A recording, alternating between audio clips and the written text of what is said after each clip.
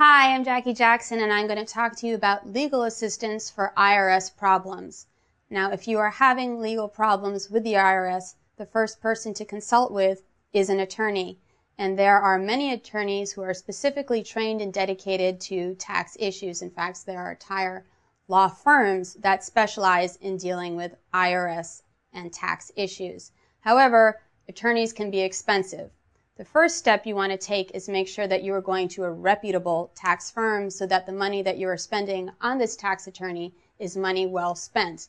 And you can call your local bar association in order to get a referral so that you know you're going to a quality attorney.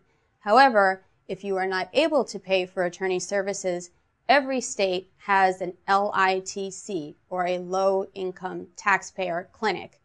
In order to qualify for these services, you do need to fill out some forms in order to show that you meet the qualifying income criteria.